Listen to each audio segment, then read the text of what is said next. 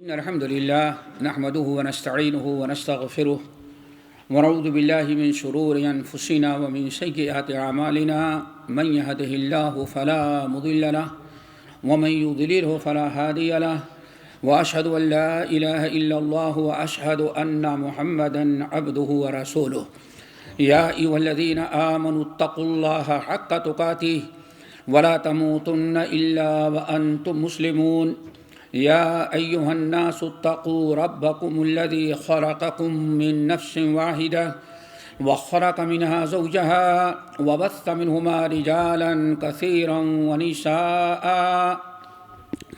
واتقوا الله الذي تساءلون به والأرحام إن الله كان عليكم رقيبا يا أيها الذين آمنوا اتقوا الله وقولوا قولا سديدا يصلح لكم أعمالكم ويغفر لكم ذنوبكم ومن يطع الله ورسوله فقد فاز فوزا عظيما أما بعد فإن خير الحديث كتاب الله وخير الهدي هدي محمد صلى الله عليه وسلم وشر الأمور محدثاتها وكل محدثة بدعة وكل بدعة ضلالة وكل ضلالة في النار فاعوذ بالله السميع العليم من الشيطان الرجيم بسم الله الرحمن الرحيم إن الذين يغضون أصواتهم عند رسول الله أولئك الذين امتحن الله قلوبهم للتقوى لهم مغفرة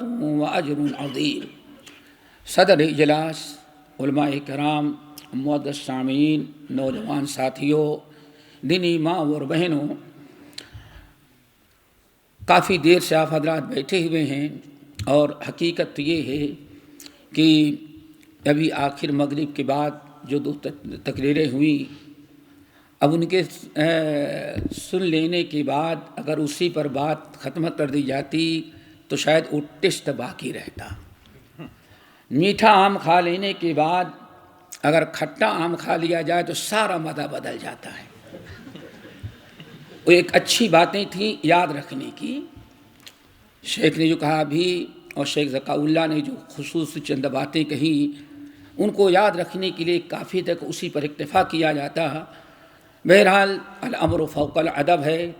کچھ باتیں ذرا اس سے ہٹ کر کے صحابہ کے متعلق، اور شاید کہ جو ہمارا عنوان تھا شیخ نے اس کا آدھا ایک ہی حصہ اعلان کیا ہے، دوسرا شاید لکھنے میں نہیں آیا ہے جو ہمیں بتایا گیا تھا راستے میں. بہرحال دوستو، جماعت اہل حدیث کا کردار دفاع صحابہ میں شاید کہ مطلب سب کو سمجھ میں آتا ہوگا. پہلی چیز تو یہ یاد رکھیے گا جو صبح سے آپ سن رہے ہیں کہ صحابہ کرام کی الفت، محبت، ساری چیزیں اپنے جگہ ہی ہیں، اور ایک بہت بڑا معاملہ ہے کہ صحابہ کی طرف سے دفاع کرنا. دفاع صحابہ کی طرف سے دفاع کرنا کیوں ضروری ہے دوستو؟ اس کی ایک وجہ تو یہ ہے کہ جب اللہ کے نبی صلی اللہ علیہ وسلم اسلام لے کر کے آئے اور دعوت دینا شروع کیا تو اس کو مٹانے کے لیے مشرکین نے بڑی کوشش کی تھی. جانتے ہیں کہ کوئی ایسی حرکت نہیں تھی جو چھوڑی ہو، سب کچھ کیا کہ کسی بھی صورت سے اسلام آگے نہ بڑھ سکے، مٹ جائے. آخری نبی محمد صلی اللہ علیہ وسلم کو قتل کرنے تک کی کوشش کی گئی، صرف اتنا تھا کہ اسلام آگے نہ بڑھ سکے. لیکن اللہ رب العالمین کا فرمان کہ یریدون لیطفئوا نور اللہ بافواہہم واللہ متم نورہ ولو کرہ الکافرون. کفار کتنا بھی ناپسند کرے، ناگوار گزرے، لیکن اللہ تعالیٰ اپنے اس دین کو عام کرے گا، غالب کرے گا. نور خدا ہے کفر کی حرکت پر خندزن، پھونکوں سے یہ چراغ بجھایا نہ جائے گا. اسلام کی قدرت میں، اسلام کی فطرت میں قدرت نے لچک بخشی ہے، جتنا ہی دبایا جاتا ہے اتنا ہی ابھرتا جاتا ہے. یہ اسلام کی خوبی ہے. وہاں کامیاب نہیں ہوئے. اسلام کے عام ہو جانے کے بعد نبی علیہ السلام دنیا سے گئے اور چند ہی سال کے بعد اسلام کو مٹانے کے لیے تقریباً 30 ہجری میں یعنی ہجرت کے 30 سال کے بعد ہی اب کلمہ پڑھنے والے مسلمانوں میں ایک گروہ ایسا پیدا ہوا جو خود گھر کو آگ لگ گئی، گھر کے چراغ کے مصداق بنے، اور انہوں نے کسی اور انداز سے اسلام کو مٹانا شروع کیا۔ یمن کا رہنے والا ایک شخص عبداللہ ابن سبا، مذہباً، نسلاً، عقیدتاً ہر اعتبار سے یہودی تھا، مدینہ طیبہ آیا اور اپنے آپ کو اس نے مسلمان ظاہر کیا اور میں مسلمان ہو گیا ہوں، لیکن اب اندر کلمہ پڑھ لینے کے بعد جب مسلمانوں میں گھسا تب یہ کلمہ پڑھ لینے کے بعد اسلام کو مٹانے کی کوشش کرنا شروع کر دیا۔ یہ عبداللہ ابن سبا یہودی تھا۔ حضرت عثمان بن عفان رضی اللہ تعالیٰ عنہ کو بتایا گیا کہ یہ انسان مسلمانوں کا عقیدہ برباد کرنا چاہتا ہے۔ عثمان بن عفان رضی اللہ تعالیٰ عنہ نے بلایا، اس سے پوچھا تم کون ہو؟ بس رونے لگا اور کہنے لگا ہم یمن کے رہنے والے ہیں، اسلام ہم کو بڑا اچھا لگا، میں مسلمان ہو گیا ہوں اور چاہتا ہوں کہ مسلم ہی علاقے میں رہیں اور دین کا کام کرتے رہیں۔ بہرحال اس طرح سے چھوڑ دیا گیا، لیکن پھر دوبارہ پتہ چلا کہ نہیں، اپنی حرکتوں سے بات نہیں آ رہا ہے۔ عثمان بن عفان رضی اللہ تعالیٰ عنہ نے اس کو نکال دیا، مدینے سے باہر نکالا، بھاگتا رہا، پھرتا رہا، یہاں تک کہ وہ کوفہ گیا اور آخر میں جا کر کے مصر میں آباد ہوا، اور وہ مسلمانوں کے خلاف اب کچھ نہیں، اس نے ایک عقیدہ نکالا وصی کا۔ وصی کس کو کہتے ہیں؟ وصیت سے ہے، یعنی اس کے کہنے کا مطلب یہ تھا کہ جتنے انبیاء دنیا میں گزرے، چونکہ اہل کتاب تھا، یہودی تھا، عربوں میں علم نہیں تھا، علم اصل میں یہودیوں کے پاس تھا، تو یہودی کوئی بات کہتا تو بڑے توجہ سے سنتے تھے، وہ بھی مسلمان ہو گئے، نو مسلم اور 4 چاند لگ گیا۔ لوگوں نے پوچھا وصی کے کیا مطلب ہے؟ کہا وصی کا مطلب یہ ہے جتنے نبی دنیا میں گزرے ہیں، ہر نبی نے وفات کے پہلے اپنے موت سے پہلے ایک شخص کو وصیت کرتے تھے کہ میرے بعد یہ ہمارا نائب، ہمارا خلیفہ بنے گا۔ ہر نبی نے یہ کیا، تو سارے نبیوں کے سردار جو بابا آدم سے سنت چلی آ رہی تھی اور حضرت عیسیٰ علیہ السلام تک قائم تھی، تو سارے نبیوں کے سردار کیسے سارے نبیوں کی سنت چھوڑ سکتے ہیں؟ انہوں نے بھی کوئی نہ کوئی وصیت کی ہوگی۔ یاد رکھیے گا، اللہ رسول اگر مگر یہ شیطان کا دروازہ کھول دیتا ہے، جہاں اگر آ گیا سمجھو اب شیطان کا دروازہ کھل گیا۔ جب اس نے سوال کیا تو آپ لوگوں نے غور کیا کہ بابا آدم کے زمانے سے ہر نبی کی سنت ہے، کسی نہ کسی کو وصیت کر کے جاتا ہے کہ ہمارے بعد ایک خلیفہ ہوگا، تو نبی صلی اللہ علیہ وسلم بھی کسی کا وصیت کے ہو گئے۔ غور کریں وہ کون ہوگا؟ اللہ اکبر۔ بس اب بہت سارے لوگوں کے دماغ میں ایک آگے کیوں کا جواب ہونا چاہیے۔ اب کچھ دنوں کے بعد چھوڑ دیا، کچھ دنوں کے بعد کہتا ہے اصل میں وصیت کرے بدار ہوتا ہے۔ تو حضرت علی رضی اللہ تعالیٰ عنہ کو وصیت کیا تھا، اور وصیت جب کیا تو آپ کے وفات کے بعد خلیفہ بننا تھا علی کو، لیکن ابو بکر، عمر، عثمان ان تینوں نے ظلم کیا اور علی کو خلیفہ نہیں بننے دیا۔ ایک فتنہ یہاں سے کھڑا ہوا، یہاں سے اب مسلمانوں میں ایک شخص کھڑا ہوا جو آپس میں طرح طرح کے عقائد پھیلانا شروع کیا، اور اسی کی وجہ سے عثمان بن عفان رضی اللہ تعالیٰ عنہ شہید کیے گئے۔ آخر میں چل کر کے مصر کے اندر جب یہ گیا اور حضرت علی اور عثمان کے معاملات کشیدہ ہوئے، کچھ حالات زیادہ خراب ہوئے، اور اسی میں حضرت علی دنیا سے چلے گئے، امیر معاویہ چلے گئے، تو اب اس نے اپنے دعوت و تبلیغ کا سلسلہ آگے بڑھایا اور اس پر لوگوں کو آمادہ کیا کہ ہمیں حضرت علی کا حق دلانا ہے۔ اب ان پڑھ لا علم مسلمان جو تھے وہ تیار ہو گئے اور اسی میں ایک بدعقیدگی پھیلنے لگی۔ یہ اسلام کو مٹانے کی پہلی کوشش کی گئی جو کلمہ پڑھنے والوں نے شروع کیا۔ پھر اسی سلسلے میں جب اس نے حضرت ابوبکر، عمر، عثمان اور تائید کرنے والے صحابہ کرام کو غاصب قرار دیا، مین مقصد یہ تھا دوستو کہ صحابہ کرام سے اعتماد اٹھ جائے، اور جہاں صحابہ کرام کا سے اعتماد امت کا اٹھ گیا، پورا دین جو ہے وہ برباد ہو گیا۔ کیوں؟ حضرت عبداللہ ابن مسعود رضی اللہ تعالیٰ عنہ نے بڑی عجیب سے بات کہی کہ صحابہ کا مقام و مرتبہ پہنچنا اور ان کے اغراض و مقاصد میں کہتے ہیں اختارہم اللہ لصحبت نبیہ ولاقامت دینہ، اللہ تعالیٰ نے صحابہ کو نبی کی صحبت کے لیے اختیار کیا، چنا، اور ولاقامت دین ہی، اور دین کو برقرار کرنے، دین اسلام کو قائم رکھنے کے لیے اللہ تعالیٰ نے صحابہ کو چنا لیا۔ صحابہ اس دین کو آگے بڑھانے والے تھے۔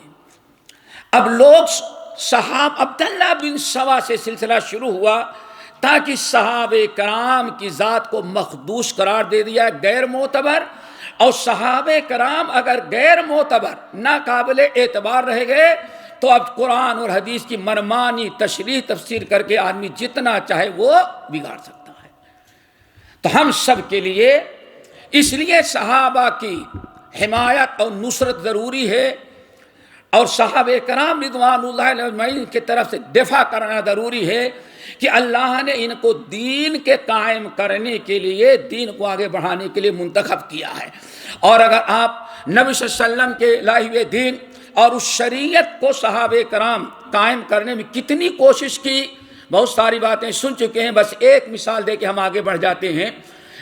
جابر بن عبداللہ رضی اللہ تعالی عنہما، اسلام نام ہے کتاب و سنت کا، جابر بن عبداللہ رضی اللہ تعالی عنہما مسجد نبوی سے گزر رہے تھے، دیکھا ایک شخص مسجد میں کچھ درس دے رہا ہے، کھڑے ہو گئے سننے کے لیے۔ تو وہ شخص درس دے رہا تھا، من سطر علی مسلم فکأنما احیا موعودۃ او کما قال علیہ الصلوۃ والسلام۔ مسجد نبوی میں حدیث کا درس دینے والا درس دے رہا تھا کہ من سطر علی مسلم، جس نے اپنے کسی مسلمان بھائی کے عیب پر پردہ ڈال دیا، عیب دیکھا، عیب کو عام کرنے کے بجائے چھپا دیا، پردہ ڈال دیا، اس کو اتنا ثواب ملا، اللہ اکبر، فکأنما احیا موعودۃ، کوئی انسان اپنی لڑکی کو زندہ دفنا رہا تھا، اور ایک آدمی پہنچ گیا، اس نے کہا بھائی بچی مجھ کو دے دو، میں بچی کی پرورش کر لوں گا لیکن دفناؤ نہیں۔ اس کا باپ دفنا رہا ہے، ایک انسان اپنے مسلمان ایک بچی کی جان بچانے کے لیے باپ سے لے لیا، پرورش کیا، جان بچایا، شادی کیا، تعلیم و تربیت کی۔ ایک بچی کی جان بچانے والے کے جتنا بڑا اجر و ثواب ہے، اللہ اتنا ہی بڑا ثواب اس شخص کو دیتے ہیں جو اپنے مسلمان بھائی کے عیب پر پردہ ڈال دے۔ اللہ تعالیٰ سے دعا کرو ہم سب کو یہ توفیق نصیب فرما دے۔ بڑی زبردست حدیث، لیکن جابر بن عبداللہ رضی اللہ تعالیٰ عنہ ٹھہر گئے، بات پوری کی۔ یہ حدیث تم نے کس سے سنا ہے؟ امام بخاری رحمۃ اللہ علیہ کتاب العلم میں مختصر روایت کرتے ہیں، باقی دوسری کتاب مطولہ نہیں۔ جابر بن عبداللہ رضی اللہ تعالیٰ عنہ نے پوچھا ممن سمعت، یہ حدیث تم نے کس سے سنی ہے؟ تو کہا بھائی یہ حدیث میں نے محمد ابن مسلمہ سے سنی ہے۔ کس سے؟ محمد ابن مسلمہ۔ وہ کہاں ہے؟ وہ اس وقت مصر کے اندر ہیں، وہ مصر میں چلے گئے ہجرت کر کے، یہاں نہیں ہیں۔ جابر بن عبداللہ رضی اللہ تعالیٰ عنہ جو صحابہ کی ایک کڑی تھے، ایک حبہ، ایک دانہ تھے، وَلِإِقَامَةِ دِينِهِ، اس دین کو قائم رکھنے، دنیا میں اگلی نسل کو پہنچانے کے لیے اللہ تعالیٰ نے اصحاب رسول کو چنا ہے۔ ذرا ذمہ داری کیسے نبھایا سوچیں۔ جابر بن عبداللہ فوراً گھر گئے، بیوی سے کہا توشہ تیار کرو، اور غلام سے کہا ہماری سواری تیار کرو۔ غلام نے فوراً اونٹنی لیا، سواری تیار کیا، بیوی نے توشہ تیار کیا، اور 1 مہینے کا سفر طے کر کے مدینے سے مصر پہنچے۔ کون قربانی دے گا؟ ولی اقامت، یہ ہیں صحابہ جن کو اللہ نے منتخب کیا۔ 1 مہینے کا سفر طے کیا، اونٹنی پر سوار۔ جب 1 مہینے کے بعد مصر میں داخل ہوئے تو لوگوں سے پوچھتا یہاں محمد بن مسلمہ کہاں ہیں؟ تو بہرحال وہاں کے حاکم تو سب لوگ پہنچتے تھے، فلاں محلے میں ہیں۔ چلتے جا رہے ہیں، وہاں پہنچے، بھائی محمد بن مسلمہ کہاں ہیں؟ لوگوں نے کہا فلاں گلی کے اندر ہیں۔ اس گلی میں گئے، وہاں سے پوچھتے ہیں محمد بن مسلمہ کون ہے؟ لوگوں نے کہا وہ چوتھا دروازہ جو نظر آ رہا ہے وہ محمد بن مسلمہ کا گھر ہے۔ گئے، دروازہ کھٹکھٹایا، اللہ اکبر، دروازہ کھٹکھٹایا، دروازہ کھولا، ایک نوجوان آدمی نکلا، کہا کہ ہذا بیت محمد بن مسلمہ، بھائی اللہ کے رسول کے صحابی محمد بن مسلمہ کی یہ گھر ہے؟ کہا ہاں۔ کہا کہاں ہے؟ کہا بالا خانے پر ہے۔ کہا ان سے کہو کہ جابر دروازے پر کھڑا ہوا ہے۔ اللہ ہم سب کے اندر شوق عطا کر دے۔ جابر بن عبداللہ کھڑا ہے دروازے پر۔ محمد بن مسلمہ نے کہا جابر تو بہت ہوتے ہیں، پوچھو کون ہے؟ کہا مدینے میں رہنے والا جابر ہے۔ کہا رے بھائی مدینے میں بہت سارے جابر تھے اللہ کے رسول کے۔ کہا صحابی رسول جابر بن عبداللہ ہے۔ اب جیسے جابر بن عبداللہ پورا نام سنا، محمد بن مسلمہ رحمۃ اللہ علیہ کے دل باغ کہ مدینے سے ہم سے ملنے کے لیے آیا ہوا ہے۔ سیدھے بالکنی پر، چھت پر آئے، بالکنی میں کھڑے ہو کر کے سلام کیا اور کہا واپس آ جاؤ اندر، آ جاؤ اندر۔ کہا نہیں اندر نہیں آئیں گے، اللہ اکبر، اندر نہیں آئیں گے۔ کہا کیوں؟ کہا بات اصل یہ ہے مسجد نبوی میں ایک آدمی حدیث سنا رہا تھا، تو میں اس سے پوچھا تم نے سنا؟ اور وہ صحابی نہیں سنانے والا، تابعی ہے، ایک حدیث کی تحقیق کہ صحیح کہہ رہا ہے یا غلط کہہ رہا ہے، اس کی تحقیق کرنی ہے ہمیں تاکہ نبی کی بات پہنچے تو سچی پہنچے، جھوٹی خبر نہ جائے۔ اور ہمارا معاملہ کیا ہے؟ کسی نے کہہ دیا شب برات کو جس نے قیام کیا 70 لیلۃ القدر کا ثواب پا گیا، آ گیا۔ یہ صحیح آج کی بخاری واٹ سب جو رکھا ہوا ہے، ہاں، اس کو فوراً آپ نے آگے بڑھا دیا، اور منٹوں میں یہاں سے لے کر کے امریکہ کے آخری کنارے تک جھوٹی حدیث پہنچ گئی، بلا تحقیق کی۔ کہا میں پوچھنا ہے کہ واقعی اس سے میں نے پوچھا کس سے سنا؟ تو کہا کہ آپ کا نام لیا محمد بن مسلمہ سے سنا۔ تو آپ نے سنا ہے یہ حدیث؟ کہا کہ اللہ کے بندے ہاں سنا ہے۔ کہا بیان کرو۔ کہا کہ اچھا ٹھہرو، اندر آ جاؤ، پانی پیو، رات آرام کرو، 1 مہینے کا سفر طے کر کے آئے ہو، میں نیچے آتا ہوں، ناشتہ کرو، پھر اس کے بعد سنا دوں گا۔ کہا نہیں نہیں نہیں، وہیں سنا دو۔ کہا اللہ کے بندے اما تصعد و اما انزل، اب ایک کی شکل ہے تو اوپر آ اور نہیں تو میں نیچے آتا ہوں۔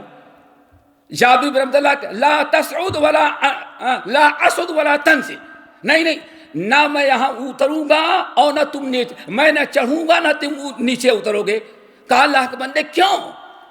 اللہ تعالیٰ یہی فکر پیدا کرے۔ کہا کہ جابر بن عبداللہ نے کہا 1 مہینے کا سفر طے کر کے آیا حدیث تم سے سننے کے لیے، اور اب تم کہتے ہو تم نیچے سے اوپر آ جاؤ یا میں اوپر سے نیچے آ جاتا ہوں۔ 1 مہینے کا سفر طے کر کے آئے ہیں، میں اوپر چڑھنے لگوں یا تم نیچے آنے لگو، پتہ نہیں کسی کا وقت پورا ہو گیا، ملک الموت آ جائے، روح سب کا قبضہ کر لے، اور مہینے بھر کا سفر میرا رائگاں چلے جائے، سننے کے پہلے تم کوئی ایک مر جائے۔ اس لیے پہلے وہی حدیث سنا دو، اس کے بعد فیصلہ کرے کہ تم نیچے آؤ گی کہ میں اوپر آؤں گا۔ اللہ اکبر۔ حضرت جابر بن عبداللہ محمد بن مسلمہ نے کہا وہاں میں نے پوری حدیث سنا دی۔ کہا اچھا السلام علیکم، ارے پانی پیو، کہا نہیں میں آیا تھا حدیث سننے کے لیے، حدیث سن کر کسی سے واپس جاؤں گا۔ ایک حدیث کے لیے، ایک نبی کے حدیث جو دین ہے، 1 مہینے کا سفر جانے کا اور 1 مہینے کا سفر آنے کا، 2 مہینے کا سفر انسان بلا وظیفے، بلا تنخواہ اور بغیر کسی نذرانے کی کر رہا ہے۔ کیوں؟ صحابہ کو اللہ کے رسول اللہ نے اسی لیے پیدا کیا تھا، والے اقامت دین ہی، دین کو قائم کرنا۔ تو الحمدللہ دوستو، صحابہ کا دفاع الحمدللہ نبی صلی اللہ علیہ وسلم کے زمانے ہی میں صحابہ پر کوئی کیچڑ اچھاڑتا، ہمارے تابعین حضرات، ہمارے صحابہ برابر ایک صحابی تو دوسرے صحابی کا دفاع کرتے تھے، یہاں تک کہ امیر معاویہ رضی اللہ تعالیٰ عنہ کا تذکرہ بار بار چل رہا تھا۔ امام ذہبی رحمۃ اللہ علیہ سیر و اعلام النبلاء میں اور بہت سارے اہل علم نقل کرتے ہیں، ایک صحابی تھے جن کو جو برابر امیر معاویہ پر اعتراض کرتے تھے، امیر معاویہ نے یہ کیا، یہ کیا، یہ کیا، یہ کیا۔ ایک مرتبہ کچھ ضرورت پڑ گئی، امیر معاویہ سے ملنے کی گئے تو بیٹھایا، پوری ان کی باتیں سنی اور ان کی ضرورت پوری کی، تو واپس آنے لگے تو امیر معاویہ رضی اللہ تعالیٰ نے پوچھا، اچھا ذرا بتاؤ میرے اوپر تم کو کتنا اعتراض ہے؟ کہا بہت سارے اعتراض ہیں۔ اچھا گناؤ؟ کہا 1، کہا اچھا اور 2، کہا اور، کہا 3، کہا اور، کہا بس۔ کتنا؟ اس کے بعد بس کہا اچھا تھا ذرا میں نے تمہاری کچھ اچھے کارنامے بھی تو ہیں، وہ بھی تذکرہ کرو۔ اب اچھے کارنامے کا تذکرہ شروع کر دیا۔ کہا اچھا بتاؤ میری خامیاں تم کو زیادہ نظر آ رہی کہ میری خوبیاں نظر آ رہی ہیں؟ کہا بات سر، زیادہ خوبیاں نظر آ رہی، خامیاں تو بہت تھوڑی ہیں خوبیوں کے سامنے۔ آپ کے نیکیوں کے سامنے ہمارے اعتراض بہت ہی تھوڑے۔ کتنا پیارا جواب دیا امیر معاویہ نے رضی اللہ تعالیٰ عنہ۔ کیوں؟ سنا آپ نے کہ اللہ کے رسول نے دعا کی تھی، کہا کہ اللہ کے بندے، اللہ تعالیٰ نے قرآن میں بیان فرمایا فَمَن يَعْمَلْ مِثْقَالَ ذَرَّةٍ خَيْرًا يَرَهُ وَمَن يَعْمَلْ مِثْقَالَ ذَرَّةٍ۔ اللہ تعالیٰ جنت و جہنم کا فیصلہ کب کرے گا؟ ایک پلڑے میں نیکیاں اور دوسرے پلڑے میں برائیاں۔ اب دونوں کا وزن کرے گا، جس کی نیکیوں کا پلڑا بھاری ہو گیا جنت میں گیا، فَهُوَ فِي عِيشَةٍ رَاضِيَةٍ، اور جس کے برائیوں کا پلڑا بھاری ہو کہاں گیا؟ وہ جہنم میں۔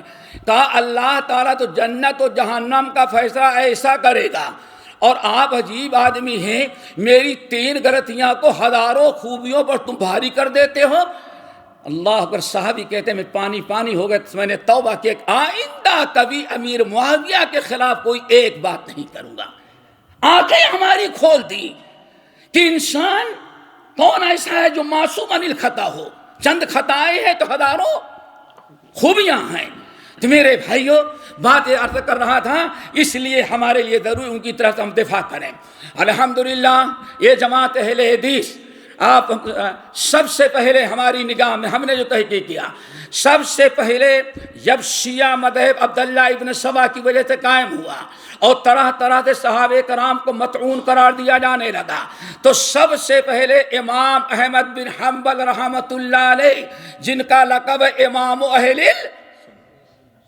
نہیں، دوسرا لفظ زیادہ اچھا لگے، امام اہل الحدیث جن کا لقب ہے، اللہ اکبر، امام اہل الحدیث امام احمد بن حنبل رحمۃ اللہ علیہ نے فضائل الصحابہ پر کتاب نقل کی۔ کس پر؟ فضائل الصحابہ۔ اللہ، اور آج چھپی ہے 2 ضخیم جلدیں ہیں صرف فضائل صحابہ پر۔ اس کے بعد آگے بڑھیں، امام بخاری اصح الکتب بعد کتاب اللہ، صحیح بخاری میں باب المناقب ہے۔ کیا ہے؟ باب المناقب ہے، اور باقاعدہ ایک طویل بحث کیا ہے اس کے اندر صحابہ کرام کے فضائل پر۔ امام ترمذی نے گدب کر دیا ہے، امام سنن سنن کبریٰ کے اندر، اور امام ابن ماجہ کا تو معاملہ یہ ہے، امام ابن ماجہ نے کتاب الایمان میں مناقب صحابہ کا تذکرہ کیا ہے، اس بات کو ثابت کرنے کے لیے کہ صحابہ کے فضائل پر ایمان و یقین رکھنا اور صحابہ کے فضائل کو بیان کرنا، اس کا تعلق مومن کے ایمان سے ہے۔ اور ایک چیز اور سن لیے بڑی دلچسپ، آج ہر مکتبہ فکر کے لوگ جن صحابہ کی بات اپنے موافق ہو صرف اس کے فضائل بیان کرتے ہیں، اور جس کی موافق نہ ہو اس پر کیچڑ اچھالتے ہیں۔ لیکن ایک ہی جماعت اہل حدیث ہے جس نے کسی صحابی میں تفریق نہیں کی، ہر ایک کے مناقب کو پورا بیان کیا کہ ایک کا فضیلت بیان کریں اور دوسرے کا بیان نہ کریں، سارے ایک کے جہاں ابو بکر صدیق کے مناقب ہیں وہیں حضرت علی کے ہیں، جہاں حضرت فاطمہ کے ہیں، حضرت عائشہ اور دیگر صحابیات کے ہیں، وہیں ازواج مطہرات کے ساتھ ساتھ بنات رسول کے بھی ہیں، حسن و حسین کے بھی سارے فضائل ہیں۔ اس کا یہ مطلب اہل الحدیث تمام صحابہ کرام کو ایک نظر سے دیکھتے ہیں، من حیث صحابی ہونے کے، اور درجات میں مراتب میں فرق ہیں اس کا انکار نہیں ہے، لیکن من حیث صحابی ہونے کے سب کو ایک نگاہ سے دیکھتے ہیں۔ ہمیں بات یاد آئی بڑی عجیب سے، نواب صدیق حسن خاں بھوپالی رحمۃ اللہ علیہ کا نام سنا ہوگا، جو کہا جاتا ہے جن کو اس صدی کا مجدد کہا جاتا ہے، اور جنہوں نے جس اہل حدیث عالم نے پورے عرب اور عجم کو حدیث اور تفسیر کی کتابوں سے بھر دیا۔ آج لوگ بڑی عجیب سے بات کہتے ہیں اہل حدیث اختلافی مسائل میں کام کرتے ہیں، بس الحمدللہ ہم اختلافی مسائل تو بات کے ہیں، اصلی مسائل عقیدے کے مسائل ہمارا محور نظر مقدم ہوتے ہیں۔ صرف ایک اہل حدیث عالم نواب صدیق حسن خاں بھوپالی رحمۃ اللہ علیہ نے صرف عقیدے پر 1,500 صفحات کی کتاب لکھی۔ کتنی؟ 1,500، 3 جلدیں ہیں، اور ہر جلد جو ہے تقریباً 800 صفحات کی، اتنا بڑا لا الہ الا اللہ محمد رسول اللہ، صرف لا الہ الا اللہ محمد رسول اللہ پر تقریباً 1,500 میں شرح لکھی کلمہ طیبہ کی۔ اسی طرح سے انہوں نے اعلان کیا کہ جس شخص نے بخاری یاد کیا اس کو اتنا انعام، جس نے مسلم یاد کر لیا اتنا انعام، جس نے بخاری ابو بلوغ المرام یاد کیا اس کو اتنا ثواب اور جتنا انعام، اور جتنے مشکات یاد کیا اس کو اتنا انعام دے گے۔ بہت کچھ لکھا۔ تو ایک صحابی تھے مولانا عبد التواب علی گڑھی رحمۃ اللہ علیہ، جن کو حافظ الحدیث کہا جاتا ہے، حدیثیں یاد کی تھی۔ وہ بیچارے آئے ہندوستان یا بر صغیر کے مشہور شہر بنارس کا نام سنا ہوگا، وارانسی یا بنارس سنا ہوگا آپ لوگوں نے۔ وہاں آئے اہل حدیث مسجد میں مناقب صحابہ بیان کرنے لگے، ابو بکر کے فضائل، عثمان کے فضائل، حضرت عمر فاروق کے فضائل، اتنے فضائل بیان کیے، حدیثیں پڑھ کر کے سناتے جا رہے ہیں۔ عربی میں حدیث پڑھتے اور پھر ترجمہ کرتے۔ لاؤڈ اسپیکر بہت نیا نکلا ہوا تھا، تو دور دراز کے جتنے شیعہ تھے سب آگے، کوئی اپنا شیعہ عالم تقریر کر رہا ہے وہابیوں کی مسجد میں۔ بھر گئی مسجد، سارے شیعہ آ گئے۔ کیوں؟ یہ تو ایسی بات ہے۔ اتنے خوش ہو گئے کہ دوسرے دن انہوں نے کہا، تو یہاں جو بیان کر رہے تھے خاص ابو بکر عمر کے فضائل بیان کیا، اور اس کے بعد حضرت علی، حسین، حسن، فاطمہ کے بیان۔ اب شیعوں نے سمجھا یہ کوئی اپنا مولوی بھٹک کے چلا گیا ہے اس کے ہاں، اور اچھی دھلائی آج وہابیوں کی کر رہا ہے۔ سارے شیعہ اکٹھا ہو گئے، ماشاءاللہ مسجد باہر تک بھر گئی۔ تو شیعوں نے کہا حضرت آپ بہت اچھی تقریر کرتے ہیں، کل ہمارے امام باڑے میں آپ تقریر کرتے ہیں۔ کہا ٹھیک ہے، ہم بتانا چاہتے ہیں ہمارے یہاں ہر صحابی کا مقام و مرتبہ، ہر صحابی کے فضائل کا اہتمام کیا جاتا ہے بیان کرنے کی۔ جب وہاں گئے تو ماشاءاللہ انہوں نے ساری فضیلت ابو بکر عمر عثمان کی بیان کی۔ ساری فضیلت امام باڑے میں کس کی بیان کیا؟ ابو بکر، حضرت عثمان اور حضرت عمر ابن الخطاب۔ اور شیعہ وہاں بھی رو رہے تھے، جو رونے کے عادی ہو۔ میرے بھائی اب آپ ذرا سوچیں، ایک انسان اگر اہل حدیث ہے تو ہر ایک کے کا دفاع کرتا ہے، صحابہ کے مناقب، صحابہ کے فضائل بیان کیا۔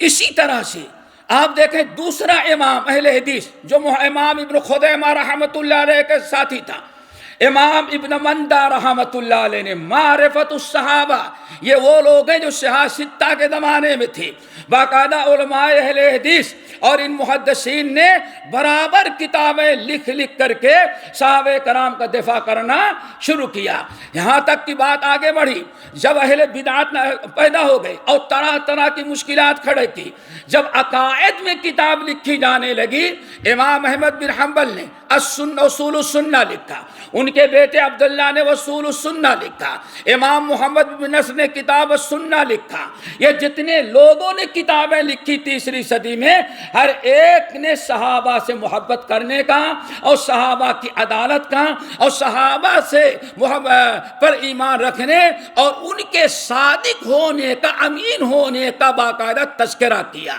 اس کے بعد سلسلہ شروع ہوا، امام اللہ لکائی رحمت اللہ علیہ، امام ابن بطہ رحمت اللہ علیہ، یہ سارے محدثین ہیں جنہوں نے صحابہ کے دفاع میں ہمیشہ کتابیں تالیف کرتے رہے، یہاں تک کہ 7ویں صدی ہجری کے اواخر اور 8ویں صدی ہجری کی ابتدا میں امام ابن تیمیہ رحمت اللہ علیہ متوفی 728 ہجری، جن کے 3 شاگرد آ کر کے بر صغیر کے اندر اہل حدیث مسلک کو عام کرنے کی کوشش کی تھی، 8ویں صدی ہجری کے اواخر میں اور 8ویں صدی ہجری کی ابتدا میں 3 آئے تھے، اور تینوں نے اتنا محنت کیا تھا ابن تیمیہ کے شاگردوں نے کہ اسی سے اس زمانے میں اہل حدیث 7ویں صدی ہجری میں بھی اہل الحدیث نام سے ہندوستان کے اندر لوگ موجود تھے۔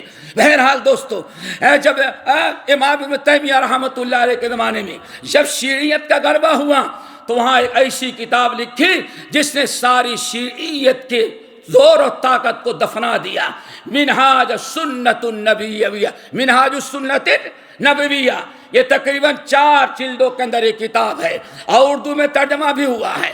پھر اسی کتاب کو جو صحابہ کے دفاع میں تھی، صحابہ کے مقام و مرتبے کو وضاحت کرتی تھی، صحابہ سے الفت کا، محبت کا تقاضا پیدا کرتی تھی، پھر اسی کتاب کو ان کے شاگرد رشید الحمدللہ امام ذہبی رحمۃ اللہ علیہ متوفی 748 ہجری کے اندر اسی کتاب کو منتخب کیا اور اس کا نام رکھا المنتقی رکھ کر کے، اور یہ کتاب بھی آج شائع ہے اور پاکستان سے ترجمہ ہے، اور کہا جاتا ہے اگر کسی انسان نے المنتقی یا منہاج السنت النبویہ پڑھ لیا تو اس کا عقیدہ انشاءاللہ درست ہو جائے گا۔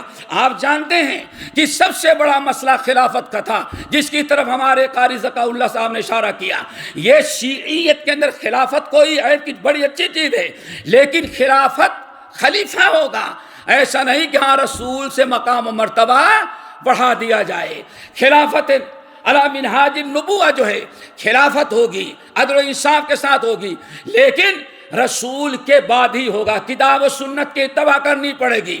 لیکن بعد میں روافضہ نے جو خلافت کا مسئلہ قائم کیا، وہ خلیفہ معصوم عن الخطا ہوگا، اور اس کو پاور ہوگا، جس چیز کو چاہے حلال کرے، جس کو چاہے حرام کرے، اسے نہ کتاب کی قرآن کی ضرورت ہوتی ہے، نہ اسے حدیث کی ضرورت ہوگی۔ بہرحال اس کتاب کو اگر کوئی پڑھ لے المنتقی، تو میں سمجھتا ہوں بہت ہی حد تک انشاءاللہ انسان کو صحابہ کا مقام و مرتبہ سمجھ میں آ جائے گا۔ اور یہی وہ کتاب ہے جب ہندوستان کے اندر اہل حدیثوں کا پہلا بیچ ایک طویل عرصے کے بعد ہندوستان کا دلی کے اندر جب شاہ ولی اللہ محدث دہلوی رحمت اللہ علیہ دلی کے اندر اہل مدینہ سے پڑھ کر کے آئے، علامہ حیات سندھی رحمت اللہ علیہ حیدرآباد سندھ پاکستان کا ٹھٹھا کے رہنے والے یہ تھے، ان کی وفات 1162 ہجری ہوئی ہے۔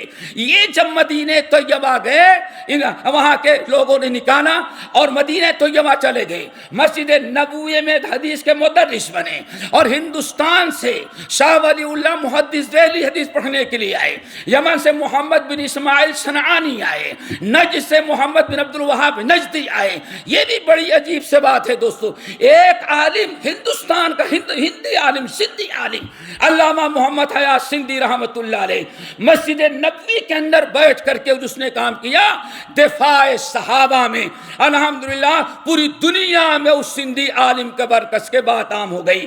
نمبر 1 ہندوستان ہندوستان میں شاہ ولی اللہ محدث دہلوی رحمۃ اللہ علیہ حدیث پڑھ کر کے لوٹے، دلی کے اندر کام شروع کیا۔ یمن کے اندر جہاں شیعہ لوگ تھے، زیدیہ تھے، وہاں شیخ محمد بن اسماعیل الامیر یمانی صاحب سبل السلام، انہی سندھی عالم سے حدیث پڑھے، اہل حدیث بن کے گئے، انہوں نے یمن کے اندر اہل حدیث جماعت قائم کی۔ اور پھر اسی پر نہیں، آج یہ جو نجد کا ہے، محمد بن عبد الوہاب نجدی رحمت اللہ علیہ، جن کی طرف منسوب کر کے ہم کو وہابی کہا جاتا ہے، کبھی سوچا کہ کس کے شاگرد تھے؟ یہ ہندوستانی مولوی کے شاگرد تھے، سندھی مولوی کے شاگرد تھے۔ وہابی بھی ملت بنا تو کس سے بنایا؟ سندھی کے علامہ حیات سندھی رحمت اللہ علیہ نے بنایا۔ وہابی بنایا تو کس نے بنایا؟ سندھی ٹھٹھا والا۔ بہرحال یہ ہے جو پوری دنیا کے اندر اہل حدیث کا بیج ڈالا، لیا بیج مدینہ طیبہ سے، علامہ حیات سندھی سے، اور لایا دلی میں۔ جب دلی میں آئے، حاکم شیعہ ہے، وزیر شیعہ ہے، حکومت شیعوں کی ہے، اور ساری چیزیں خرافات کی ہیں۔ اس موقع پر شاہ ولی اللہ محدث دہلی رحمت اللہ علیہ کے قبر کو نوروں سے بھرے، صحابہ کا دفاع کیا۔ جہاں شیعوں کے خلاف آواز زبان کھولنا بڑا جرم سمجھا جاتا تھا، ہمت کیا، اور تنویر العینین فی خلافت الشیخین یا فی مناقب الشیخین، ابو بکر اور عمر کی خلافت بالکل درست تھی، انہوں نے حکومت نہیں کسب کیا ہے، کتاب و سنت کے مطابق سارے صحابہ کے رائے و مشورے سے ان کی حکومت تھی، فضیلت بیان کیا۔ اور الحمدللہ اس طرح سے بے مثال کتاب لکھی فارسی زبان میں، کیا نام ہے؟ تنویر العینین، اردو ترجمہ لاہور سے چھپا ہے، اس کو پڑھیں۔ الحمدللہ انہوں نے جب یہ کتاب لکھی تو پورے متحدہ ہند کے اندر ایک شیعوں کے اندر خلبلی مچ گئی۔ اب اس کا سد باب کیا کریں؟ بڑی کوشش کی حکومت سے ملے اور کچھ علماء کو موت کے گھاٹ اتارا، لیکن الحمدللہ شاہ اسماعیل ولی اللہ رحمت اللہ علیہ کے والد بیٹے شاہ عبد العزیز رحمت اللہ علیہ جو ان کے نائب تھے، انہوں نے الحمدللہ اسی کتاب کو سامنے رکھتے ہوئے تحفۃ الاثنا عشریہ لکھا۔ یہ کتاب فارسی میں لکھی، اس کا ترجمہ بغداد سے عربی میں کیا گیا، الحمدللہ بغداد سے عربی میں کیا گیا۔ اتنی جامع اور معنی کتاب، کہتے ہیں اس سے بڑی کتاب صحابہ کی دفاع میں اور رد شیعیت میں آج تک کو نہ اس سے پہلی تالیف کی گئی نہ اس کے بعد۔ کتاب کا نام ہے تحفہ اثنا عشریہ، یہ کتاب مترجم ہے، اگر کہیں مل جائے تو ضرور اس کو پڑھیں، اردو بھی ملے گی، فارسی بھی ملے گی، اور الحمدللہ یہ عربی میں ترجمہ بھی ہو گیا، یہ بھی ہے الحمدللہ۔ اس طرح سے یہ کارواں چلتا رہا، دفاع صحابہ اہل حدیث برابر کرتے رہے۔ یہ نوبت یہاں تک آئی جب لکھنؤ کے اندر شیعوں نے مکمل قبضہ کر لیا اور امام باڑے مسجدیں ڈھائی جانے لگی، امام باڑے بنائے جانے لگے، اور مرثیہ خوانی کی محفلیں قائم کی جانے لگی۔ اس وقت اللہ رب العالمین نے امام اہل الحدیث اس دور کے جو تھے شاہ اسماعیل شہید رحمت اللہ علیہ، جو بالا کوٹ میں 1930 کے اندر 1830 میں جو شہید کیے گئے جمعے کے دن، الحمدللہ انہوں نے جہاد کرنا شروع کیا، زبانی جہاد۔ لکھنؤ پہنچے، وہاں مقابلہ کیا، مناظرہ کیا، اور ان کے سامنے مناظرے میں جتنے بھی روافضہ تھے لکھنؤ کے لاجواب ہو گئے، اور انہوں نے کتاب لکھی، اور وہ کتاب بھی آج کل موجود ہے۔ تو میرے بھائیوں، دفاع صحابہ الحمدللہ یہ واجبات دین میں سے ہے، اہل حدیث برابر کرتے رہے دفاع، اور آج بھی کر رہے ہیں، اور انشاءاللہ قیامت کی صبح تک صحابہ کی دفاع میں اہل حدیث اپنی جان، اپنا مال، اپنی ساری چیزیں قربان کرنے کے لیے تیار رہیں گے۔ اس میں ہم نہیں پیچھے ہٹیں گے، نہ ہم نے کبھی زبان بند کی ہے، اور ہم نہیں جانتے اس کو، سمجھ گئے نا؟ ہم تو امام احمد بن حنبل کے سپوت ہیں، ہم شیخ الاسلام ابن تیمیہ کے سپوت ہیں، ہم شاہ اسماعیل شہید کے تحریک کے نمبردار ہیں۔ جب ظالموں نے، سارے روافضہ نے اور اہل قبور نے مل کر کے شیخ الاسلام ابن تیمیہ رحمت اللہ علیہ کو عدالت میں کھڑا کیا گیا، اور قاضی نے پوچھا ہم معلوم ہے تمہیں ساتھ کیا کیا جائے گا. کہا فقز ما انت قاض، پاور تمہارے ہاتھ میں ہے، قاضی حکومت تمہاری ہے اور تم قاضی ہو، تمہیں فیصلہ کرنے کا حق ہے، جو چاہو فیصلہ کرو. 3 فیصلہ کر سکتے ہو. بڑے عجیب سی بات ہے. نمبر 1 تم ہمیں قتل کر سکتے ہو. نمبر 2 ہمیں ملک بدر کر سکتے ہو. نمبر 3 ہمیں جیل میں ڈال سکتے ہو. ان تینوں کے علاوہ کوئی اختیار تجھے نہیں ہے. فقد ما انت قاض. ایمان لانے والے جادوگروں نے فرعون کو جو جواب دیا تھا، فرعون تو اپنے آپ کو نہ ربکم الاعلی کہتا ہے.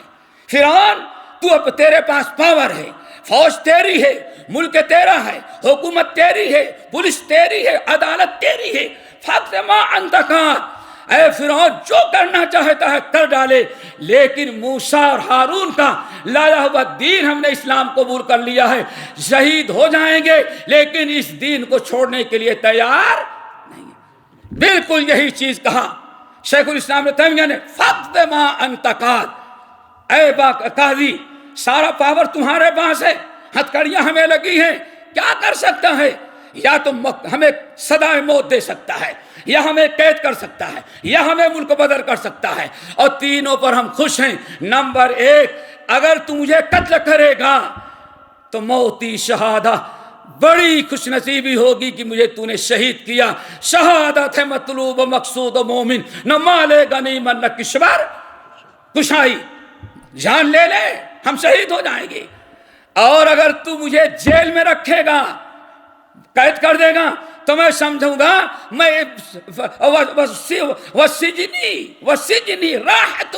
اگر تو مجھے قید کر دے گا تو ہمیں کوئی غم نہیں، سر تیرے ظلم سے بچیں گے اور کم سے کم جیل میں رہ کر کے سکون کے ساتھ زندگی گزاریں گے. قید کر دے دیکھ لے. اور واقعی ابن تیمیہ رحمۃ اللہ علیہ نے جو کام جیل کے اندر رکھا، اللہ اکبر. ہو گیا ٹھیک، ہم تیار ہیں بس جی الحمدللہ. ٹائم ہو گیا تو ہم تیار ہیں، نماز پڑھیں گے. ابن تیمیہ سن نہیں روک دیا تو روک دیا نا. تو کیا کہا کہ سجنی راحتن، یہ میرے لیے راحت ہوگی، تیری گالیاں تو نہیں سنیں گے. اور واقعی اللہ تعالیٰ ہمت دے، جب جیل میں ڈالا تو قرآن پر مطالعہ شروع کیا، حدیثوں پر غور، اور لکھنے لگے. تو لکھتے کیسے تھے معلوم ہے؟ اللہ اکبر. پہلے تو جو پیپر میں پڑا رہتا تھا پیپر اٹھا لیتے تھے، پیپر اس پر لکھتے تھے، کاغذ قلم ساتھ، لیکن قلم چھین لیا، لکھتے تھے اور ذرا باہر نکالتے تو امام ابن قیم اور امام ذہبی وغیرہ جو تھے اس کو آگے بڑھ. پوری دنیا جیل میں ہے لیکن ان کی دعوت پوری دنیا میں عام ہو رہی ہے. مولانا ابوالکلام آزاد کہتے ہیں کہ انسان کے اندر اخلاص ہو، بات جو دل سے نکلتی ہے اثر رکھتی ہے، پر نہیں طاقت ہے پرواز مگر رکھتی. جہاں ٹیلی فون نہیں تھا، کوئی میڈیا نہیں تھا، کہتے پتہ نہیں ابن تیمیہ رحمۃ اللہ علیہ کوئی بات جیل میں کہتے تھے، لکھتے تھے، اللہ تعالیٰ اپنے فضل و کرم سے چائنا کے آخری کنارے تک ان کی بات پہنچایا کرتے تھے. یہ اخلاص ہوتا ہے. بہرحال راحت ہوگی. اور اگر مجھے تو ملک بدر کر دے گا تو لی سیاحہ، بلا ٹکٹ اور پاسپورٹ کے پوری دنیا کی سیر کرتے رہیں گے. فقد ما انت قاض. تیرا فیصلہ وہ ہے اور میرا فیصلہ فقد ما، جو کرنا چاہتا ہے کر لے. الحمدللہ. تو دوستو اس طرح سے دفاع ہوتا رہا، سمجھ گئے نا. حضرت شاہ ولی اللہ محدث شاہ اسماعیل شہید رحمۃ اللہ علیہ نے بھی باقاعدہ دفاع کیا. اور اس کے بعد سے الحمدللہ میں سمجھتا ہوں تعجب کریں گے، حیرت کی بات، نواب جو رامپور نواب الحمدللہ اہل حدیث ہوئے تو انہوں نے کتاب لکھی آیات بینات. کتنی کیا لکھا اردو میں آیات بینات، تو بڑی زبردست کتاب ہے. اللہ تعالیٰ نے ان کو اہل حدیث بنایا، نواب تھے، مال دولت کی کمی نہیں تھی، اللہ تعالیٰ نے ان کو بنایا، مال بھی دیا اور علم بھی دیا. تینوں نے شیعہ تھے، توبہ کرنے کے بعد سب سے زبردست کتاب 2 جلدوں میں لکھی آیات بینات، اور یہ کتاب لاہور سے دلی سے دونوں جگہ سے چھپی ہوئی ملے، میں اپنے ساتھیوں سے کہوں گا اگر کچھ نہ ملے تو کم سے کم آیات بینات ضرور پڑھیں۔ تو میرے بھائیوں ہمیشہ دفاع ہوتا رہا، اور مولانا ابراہیم صاحب سیالکوٹی رحمۃ اللہ علیہ کی کتاب آخر میں جو ختام ہو مسکی کی طرح ہو سکتی ہے وہ بھی ہے، اور اس کے بعد بھی لوگ لکھتے رہے۔ الحمدللہ یہ دفاع صحابہ ہمارا ایک مشن ہے، اور جیسے آخر میں ہمارے شیخ عبدالہادی صاحب نے کہا لیکن ضرورت اس بات کے صرف دفاع نہ کریں بلکہ اپنے عمل سے محبت کا اظہار بھی کریں۔ اللہ تعالیٰ سے دعا کریں اللہ ہم سب کو عمل کی توفیق نصیب فرمائے۔ اور یہ بہت دیر میں دیا ہے ٹائم نہیں، یہ موضوع بہت دیر میں دیا، یہ صحابہ کرام کی دفاع کا، بلکہ انشاءاللہ کبھی موقع رہا تو ہر صدی میں ہر وقت جب سے صحابہ کے خلاف بات اٹھانے والے کھڑے ہوئے اس وقت سے لے کر کے آج تک ہر صدی میں یہ جماعت اہل حدیث برابر کتاب و سنت کی روشنی میں صحابہ کا دفاع کرتی رہی۔ اللہ تعالی ہم سب کو عمل کی توفیق نصیب فرمائے۔